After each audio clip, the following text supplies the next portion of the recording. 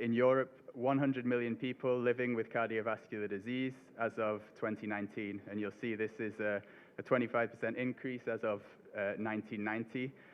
So the numbers are going up, and this is a challenge in particular for health systems. We have more and more people living with cardiovascular disease, more people who need access to care and to treatment, and countries need to be aware of how to allow that access to treatment and how to pay for it. So, from cardiovascular disease to different risk factors in 2021. So we had 20.5 million deaths estimated in 2021 from cardiovascular disease. Of those, over half of them are due to raised blood pressure, due to hypertension. So it's the main risk factor for cardiovascular disease deaths. It's the main risk factor for non-communicable disease deaths in general. And we heard from some of the colleagues presenting yesterday, also a known challenge in Kosovo. Both, I think the presenter from the World Bank mentioned the economic cost of hypertension, over 150 million euros in 2023. And challenges in guideline implementation, both due to awareness and to infrastructure. So an important challenge there that needs to be addressed both globally and here. Other factors, air pollution is the second highest contributor to cardiovascular disease deaths, 4.8 million deaths from cardiovascular disease due to air pollution in 2021. Elevated LDL cholesterol, high fasting plasma glucose, high body mass index, also important contributors, and two others that I heard coming out of the presentation. Globally, 537 million people are living with diabetes, and this is expected to increase to 783 million people by 2045. 4 out of 5, or 435 million people living with diabetes, live in low and middle income countries, and this is increasing to 634 million people in 2045. So managing diabetes is not expensive. However, not treating diabetes is indeed expensive. As we know, diabetes is a major cause of serious complications such as stroke, blindness, kidney failure, heart attack, depression, lower limb amputation.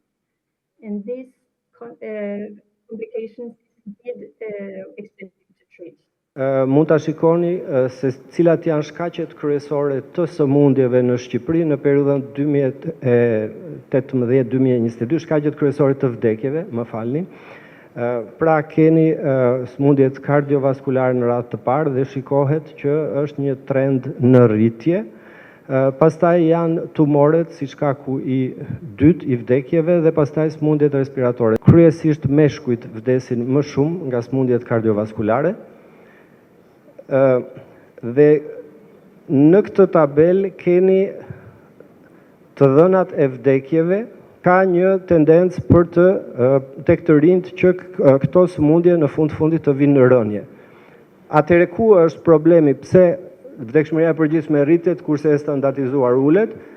Ka një problem të madh në Shqipëri dhe si në shumë vende të tjera të zhvilluara, që në Shqipëri po instalohet në mënyrë të rëndësishme kohët e fundit, që janë problemet e ndryshimeve demografike. Piramida e para 13 vjetëve, 12-13 vjetëve është një piramidë me një bazë më të gjerë, që do të thotë që ka patur më shumë lindje, dhe kjo piramidë e sotme është më e ngushtë, pra numri i lindjeve ka rënë në mënyrë të ndjeshme.